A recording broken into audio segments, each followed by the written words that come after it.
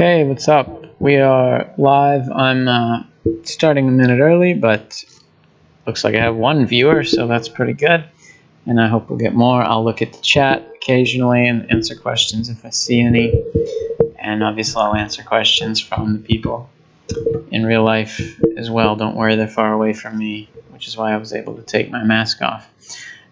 So today we're going to do a quick overview of the assignment. I'm not going to add a new assignment today because as you can see on Google Classroom right here, I only have 4 turned in, and of the ones I've seen, some of the people weren't really sure and they like turned one in, but it was kind of thrown together. So I want to make sure we get our good basis here before we move on. And it's probably my fault because last time I had a pretty ugly example, so maybe this time we'll do it different. Our project overall is going to be pretty similar to last quarter. We're going to have a group. You can have 2 or 3 people, and you're going to choose a topic, and you're going to do something based on a template with some code already made or already kind of set up for you, and then you're going to add your own features and twists at the end. If you click here, you see the Chatbot Project, which we're not going to start today, but we're going to start pretty soon. I don't know why this galleries link is there. If you click that, it'll go to like galleries in general of other projects and other things, so that's not really helpful. But the Chatbot introduction has similar to the trivia project. You click through the different steps. There's a background, and then there's define the problem, design and build, and go through some editing and so on. And this time we're going to do a little bit more of the stuff that is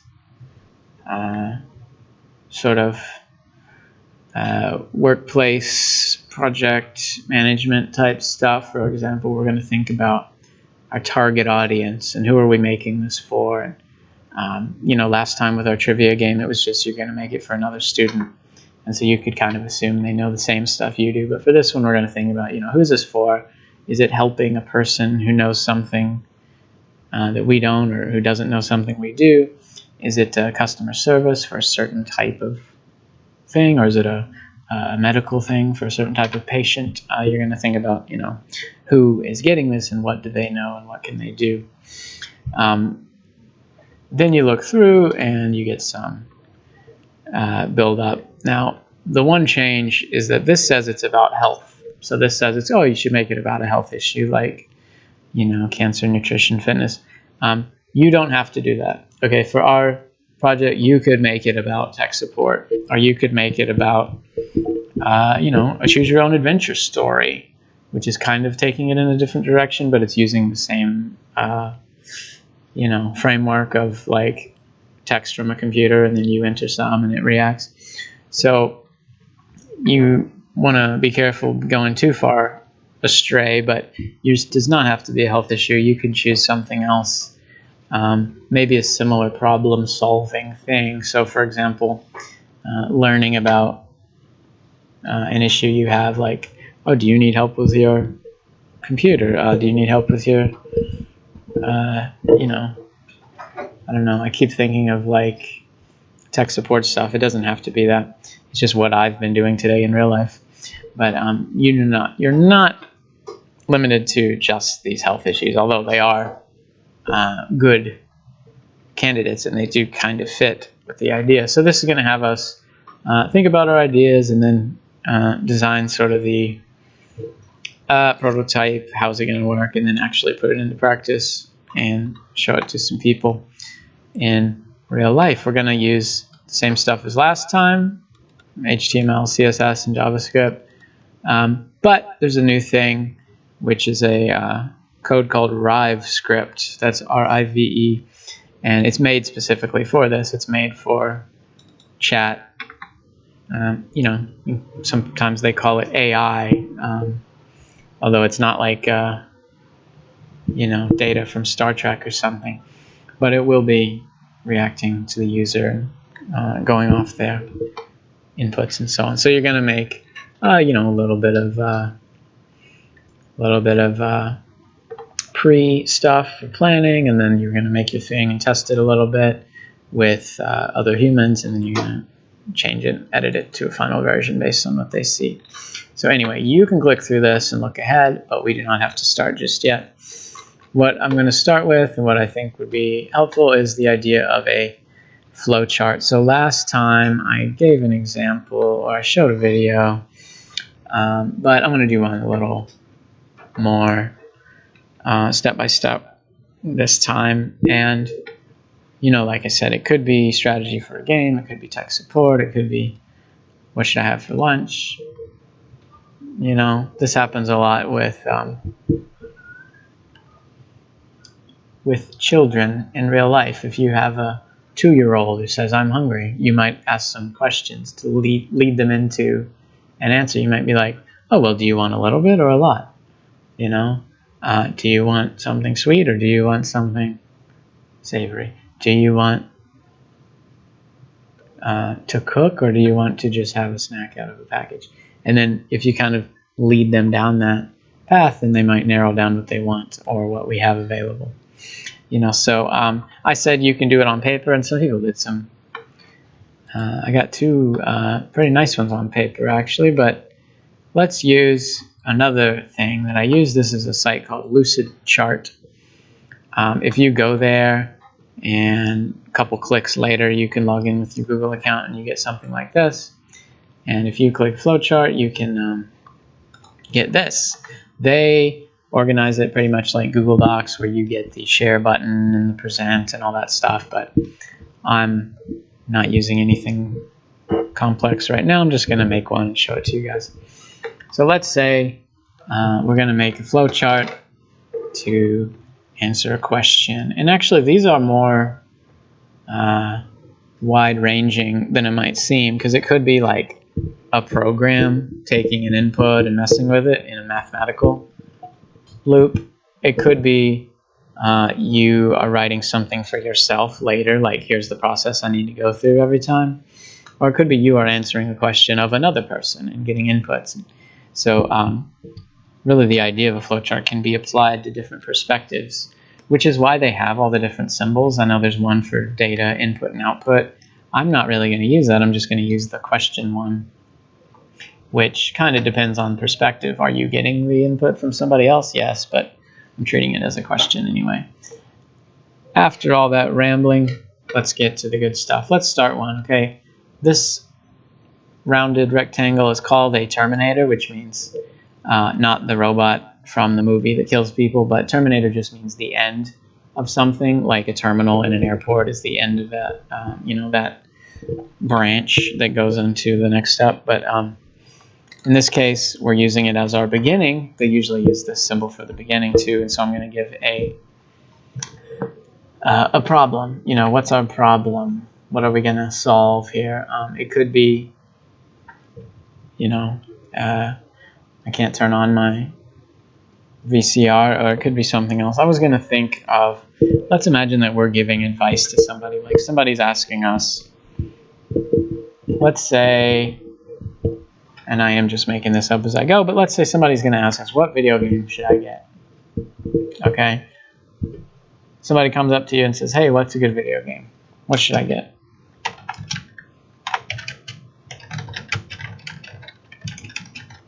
And since I just mentioned target audience and thinking about who's who and who we're talking to, let's assume that this is someone who knows very little, okay? We're not going to ask them detailed questions about like, oh, have you played, you know, the newest patch of this game? We're just going to say like, oh, some general stuff. This is not like an expert. This is just somebody who might have a system and might say, hey, what's a good thing to play? The kind of person who maybe got Animal Crossing a few months ago and now wants to know what's the next thing to get for their Switch. In fact, let's make that the first question. You're going to ask things one at a time. And let's say our first question is,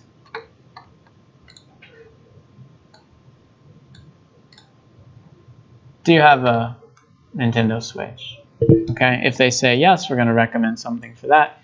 If they say no, we'll ask another question. go in a new direction. By the way, if you want to change the text in one of these when you drag the thing over, it took me like way longer than it should have to figure it out because I was trying to right click or find the setting or whatever, but all you do is double click to change the text on one of these guys. Get it away from the default. So let's say we're going to go, do you have a Nintendo Switch? And that's too much for the shape, so I could either make the text smaller or I can make the guy bigger, and then it kind of messed with that arrow. No. Okay. Do you have a Nintendo Switch? Oh my gosh, I totally ruined my arrow there. Do you have a Nintendo Switch? If they say yes, we're going to go either end it there and say, get Zelda, or we can have another question and go in a new branch. And if they say no, we're going to have a new branch for that as well. How do I rotate? Oh my gosh. If I make a new thing, it'll automatically point the arrow to it. So instead of ending it right away and making it boring, let's make a second question. For the Switch, let's say, do you have $60? Because if they say yes, then they can get a big Nintendo game, and if they say no, then you get some indie for $15 or something. So do you have $60? And I got to put the yes on this because this is our path. So again, you can double click. And can I copy this? Probably. No, but then it messes up the direction stuff. So let's just do it. Do you have $60? If yes, let's say get Breath of the Wild. Okay. Let's say that's like our ideal.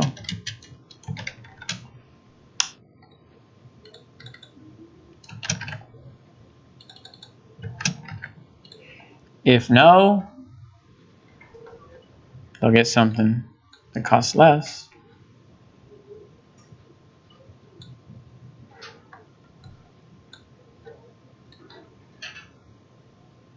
Oh my gosh, what have I done to this arrow to make it?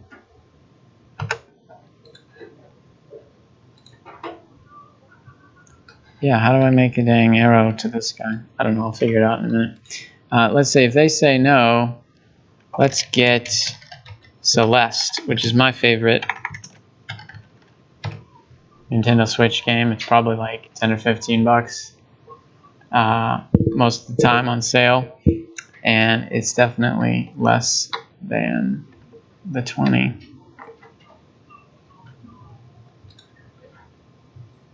Oh, that's how you do it. I was completely losing my mind there. So let's do a couple more. Let's say they do not have a Nintendo Switch. Remember, we were all on that branch, but now we can go back to the main branch. And if it's no, let's have another question.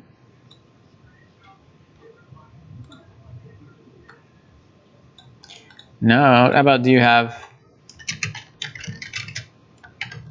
a PlayStation?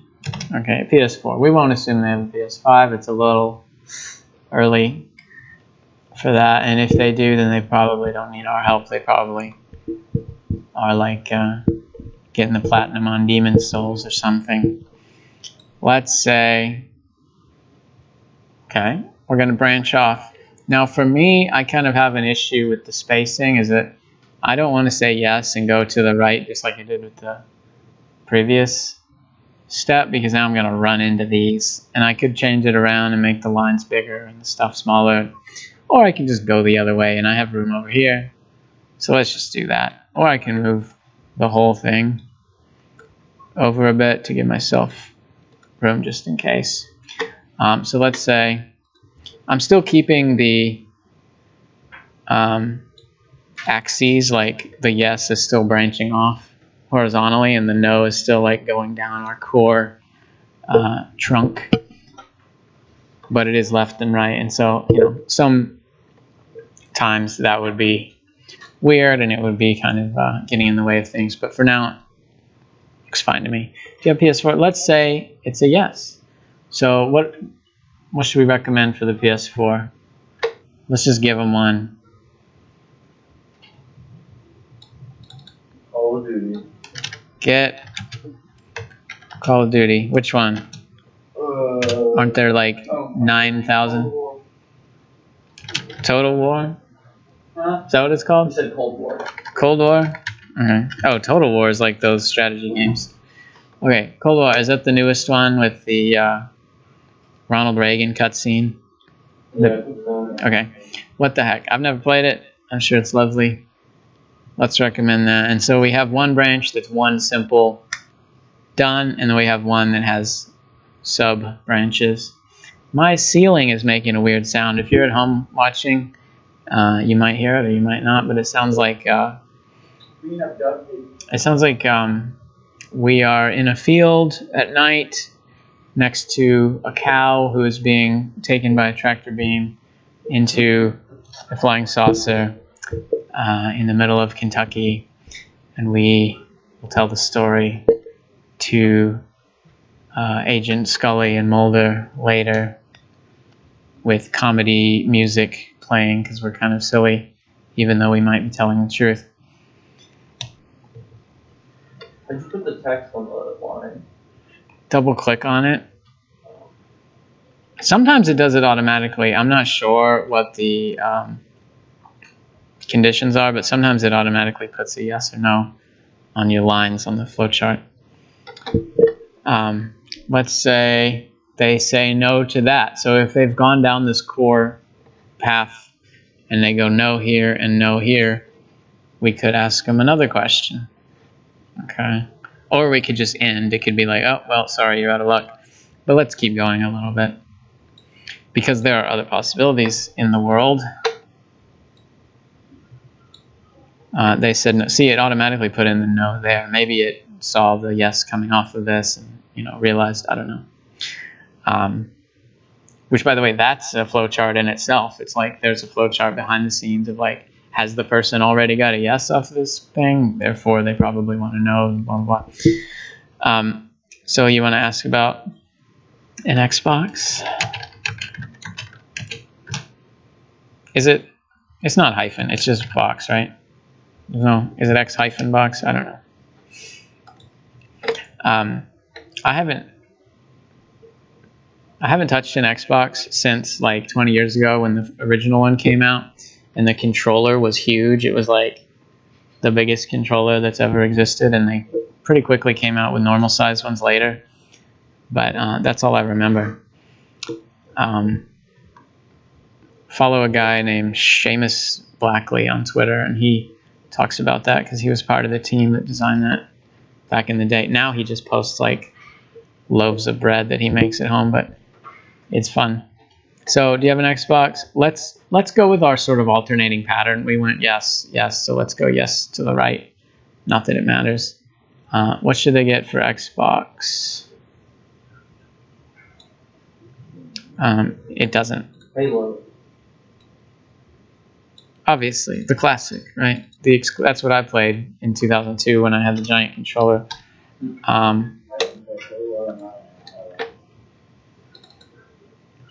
Let's say get Halo. Okay, now let's say they continue saying no, because it's a little weird to just leave it there, because billions of people in the world could answer no to all three of these, so we want to keep going. We could say any of the others. We could say like, oh, do you have you know, an Atari 2600 from 1982? But let's say, do you have a PC? Let's make that like the last normal one before we get to our end.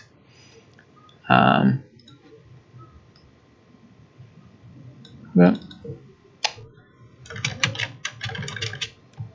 do you have a PC? And there could be other things. right? There could be other possibilities, like you could play a game on your phone, or you can play a game on a Chromebook or other things. But, you know, we're going with, like, you generally want to go with, like, the most likely thing first, so that you save time. If you say yes to this, then you save yourself the trouble of having to go through all those. If we had some rare thing first, then we would have to go through it every time. You know what I mean?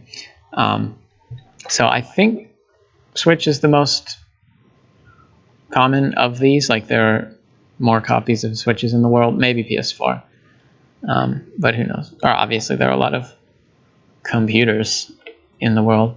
So let's say they say yes to that, and let's give another sub branch, because we haven't done one of those in a while.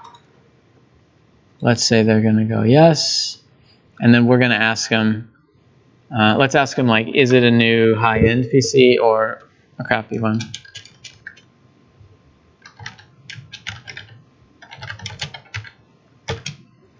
And if they say yes, we'll tell them to get a new game, and if we say no, we'll tell them to get some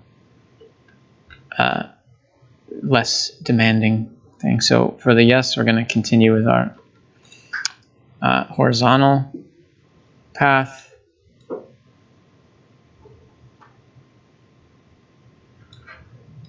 What are we going to tell them to get for?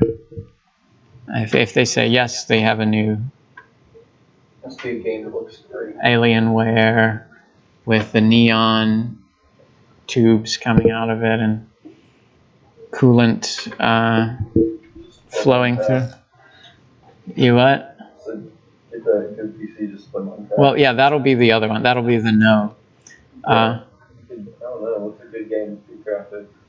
All the Battlefield games look like good graphics.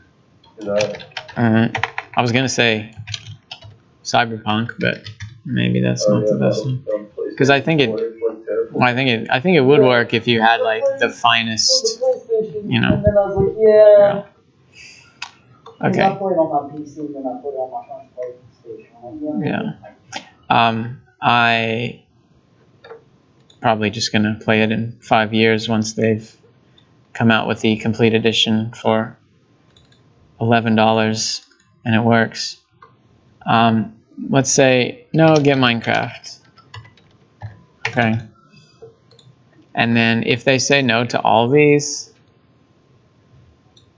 then let's end it here, because I'm actually running out of space on the, although you can change the size of your field here. What should we recommend if they have none of these things? Mobile. Yeah, get Fortnite on your phone. Okay, so this is a decision tree or a flowchart for if someone says, what game should I get? And you can ask them a question. Sometimes it ends right there. If they say yes, they have PS4, we're going to recommend Call of Duty. That's not what I would say in real life, but it doesn't matter. This is an exercise, right? And other times it branches off. So if they say Switch, then we're going to break it up into 2 types of answers. Or if they have a PC, we'll break it up into 2 types of answers. And in real life, that might break up a lot more. It might be, oh, do you like first-person games? Or do you like puzzle games? Or do you like, you know, stealth games or something? And then you can use that. Obviously, this is a simplified version of the flowchart in your head is really a million branching paths that depend on subtle things. But if you make something like this, it is an absolutely helpful exercise, not only for this, like you're not actually going to answer somebody's question with these specific criteria, but to get the idea of how these things go, and you can imagine sort of moving along it physically through the nodes. It does help. When we do our chatbot later, you can sort of imagine it starting at a point and branching off. And so you can sort of imagine, like, we're going to ask one question at the beginning that branches it off in two big directions, and maybe for a while you'll just work on one of those and leave the other half for later or for another person in your group. And so if it's like, for example, if you were asking about alcoholism, then, you know, maybe the first question is like, does your family have a history of alcoholism? And if they say yes, then you go off in asking about that. And if they say no, then you skip to a whole separate thing. You can sort of break it up into chunks, sometimes big chunks, other times little ones. If this was going to be a big deal chatbot, like thoroughly complex, we could have the switch thing go into its own complex branch of the flowchart, and maybe we could have one of your team members ask questions about, like, how much do you have? Do you play handheld or docked? What kind of games do you like? And it would really narrow it down to a bunch of different things. And then you could have somebody else do the PS4 things, and then maybe after several questions it would recommend Call of Duty to one person, and Bloodborne to another person, and Tomb Raider to another person, and all that stuff. So you can really use this as a way to segment it and break it up and get things compartmentalized. Anyway, that's long enough. I don't want to make these videos half an hour because then no one would watch them. But I hope in some way this might have helped to see one made from scratch, thinking through the different parts.